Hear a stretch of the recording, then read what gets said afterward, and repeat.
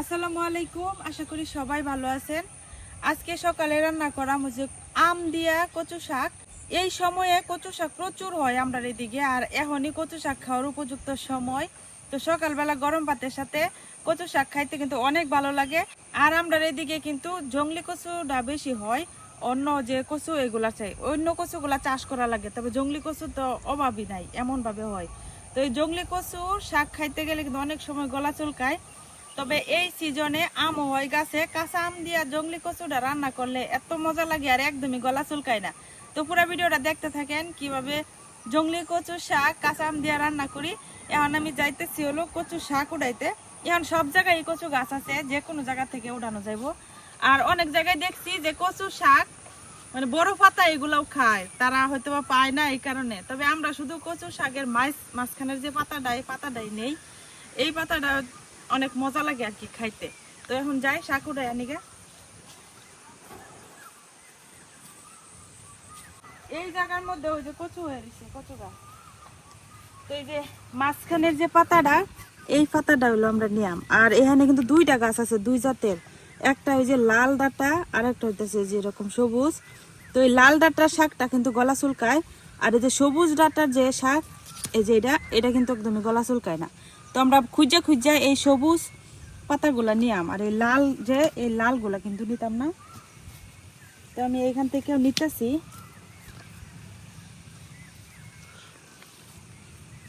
এখানে বেশিরভাগই লাল, ওই যে একটা আছে সাদা।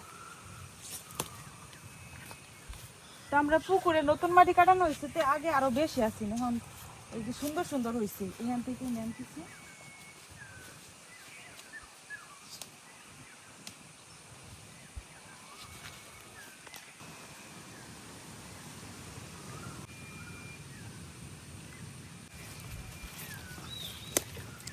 এই যে এরকম নরম নরম নতুন পাতা বেরোইছে, এই পাতাটি নিলে আরো বেশি মজা খাইতে।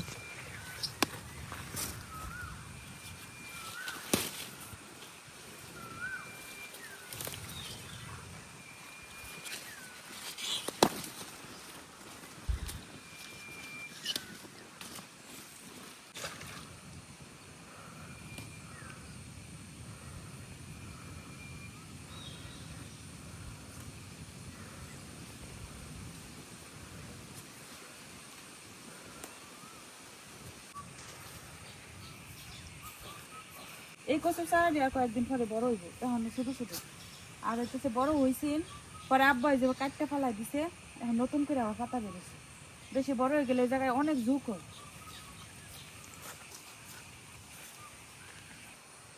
এই জায়গার কচু গাছগুলাই যে আব্বা কাটতে দিছেন, এখন নতুন করে ছোট ছোট মাঝখানে যে পাতা দিয়ে দিয়ে বেরোতেছে।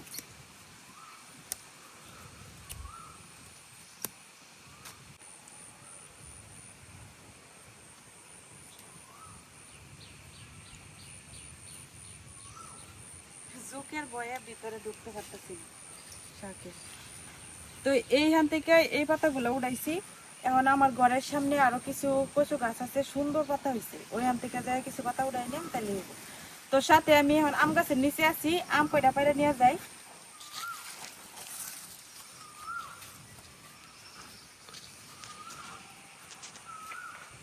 এই আমগুলা এমনিতেই নিচের মধ্যে আছে, যে কেউ ধরতে পারে। এই পাকার আগে যে কেউ পায়রা খায় নিব, তো এইগুলা দিয়ে রান্না করাম আজকে।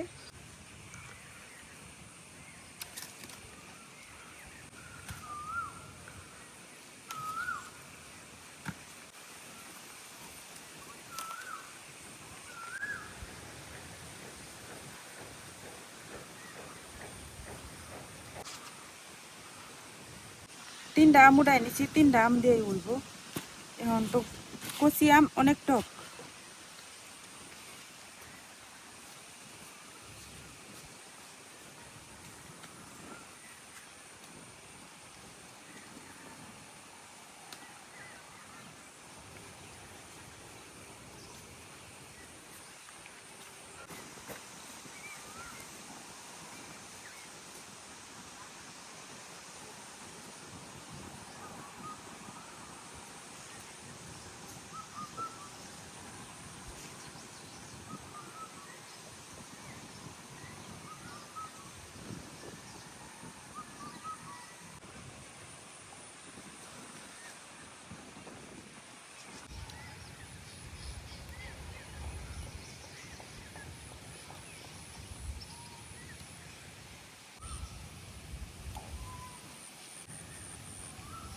ভিতরে ঢুকতে পারতেছি না, ভিতরে ঝুঁক আছে, সাইডের থেকেই কয়েকটা তুলতেছি।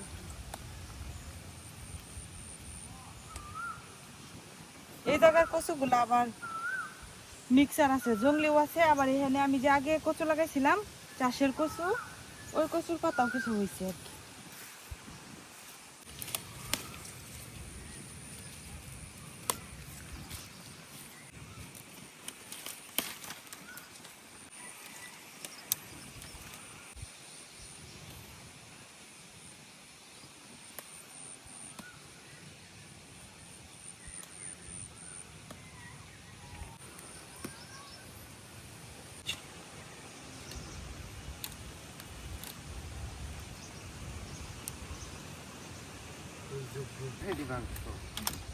আমি ভাঙছি, কিন্তু এটি টাইনা তুলো লাগবো না, টাইনা নামাইছি না।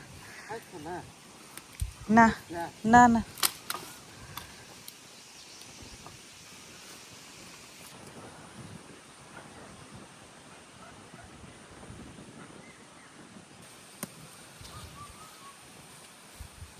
গাছ নাই, জুতো নাই।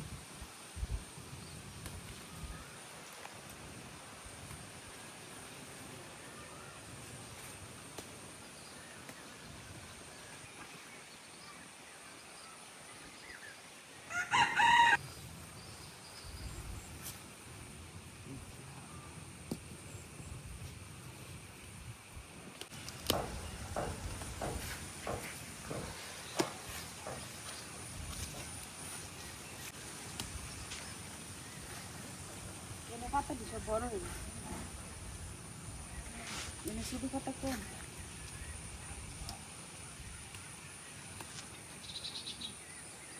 তো যেইগুলো উড়াইছে এগুলো দিয়ে উড়ে দিব আমার, কারণ আজকে বাড়িতে লোকজন নাই, আজকে বাড়িতে তেমন কেউ নাই, আমি ছোট ভাই আর আব্বা আর আম্মা গেছে হলো আমার এক বোনের বাসায়।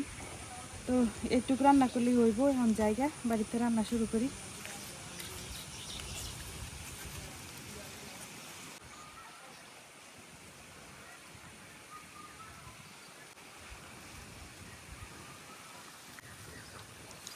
আর অনেক ফুল ফুটছি, সকাল সকাল ফুলাফানের সিরিয়াল আছে।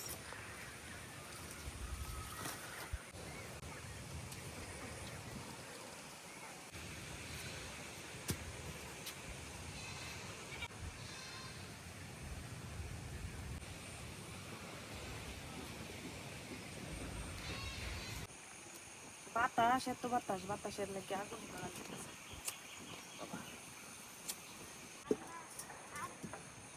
বাতাসের কারণে আগুন ধরান যায় না, অনেক কষ্টে আগুনটা ধরাইছি। এখন আমি কচুর শাকগুলারে সিদ্ধ করে নিলাম।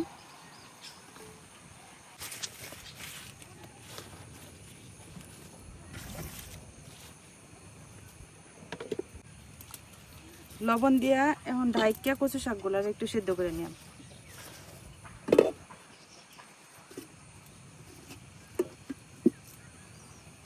আজকে কচু শাকটা একদম সিম্পল ভাবে রান্না করাম, মানে মরিচ মশলা কোনো কিছুই দিতাম না। এখন শাকগুলা সিদ্ধ হইতে হইতে আমি আমগুলা কাটতে নেই।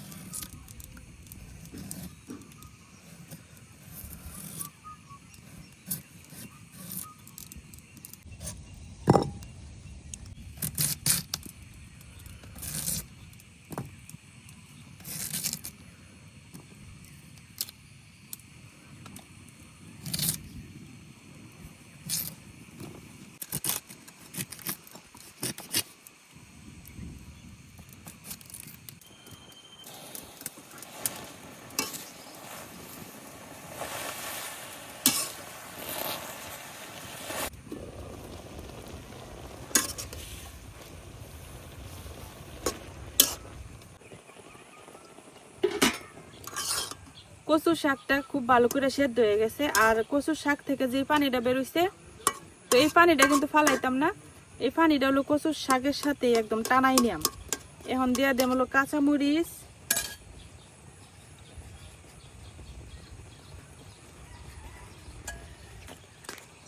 এখন এভাবেই ঘাটতে ঘাটতে কচু শাকের যে পানিটা, এই পানিটা টানাই নিয়াম আর কচু শাকটার একদম ভর্তা ভর্তা করে নিয়াম। কচু শাকের থেকে যে পানিটা উঠছিল এই পানিটা কিন্তু টাইনা গেছে। এখন আমি দিয়ে দেব আম।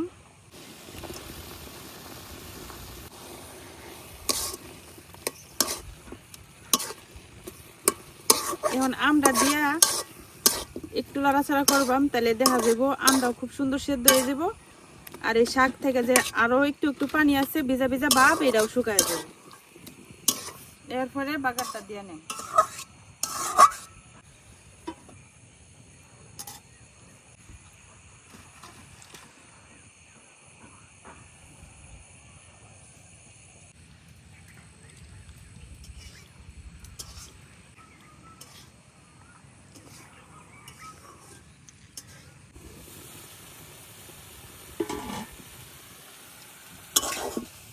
শাকটা এখন উঠাই নিয়াম।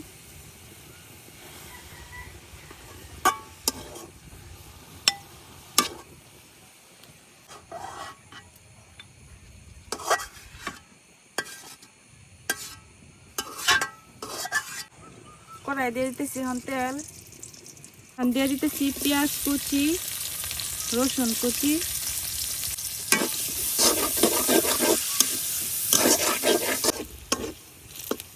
পেঁয়াজ রসুনটা ভাজা হয়ে গেছে। এখন আমি শাকটা দিয়ে দিই।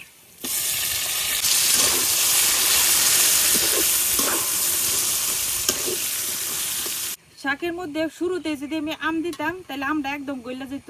তো আমি চাইছি যে আমটা একটু আস্তে আস্তে থাকবো, এই কারণে কিন্তু লাস্টের দিকে আম দিলাম। এখন আম সিদ্ধ হইব কিন্তু আমটা একদম গইলা যেত না।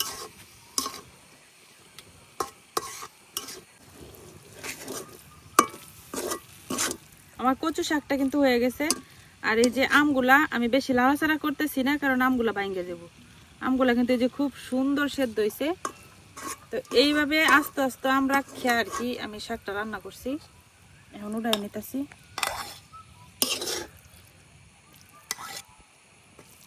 আম ডিজে দিচ্ছি, এটি আমি একেবারে গলাইছি না, একটু আস্তে আস্তে রাখছি। ভাত খাওয়ার সময় আমগুলা হলো ভাঙ্গে ভাঙ্গে খাইতে অনেক মজা লাগবে, এই কারণে। তবে ইচ্ছা করলে আপনারা এই আম একবারে শাকের সাথে মিশাইয়া লাগতে পারবেন।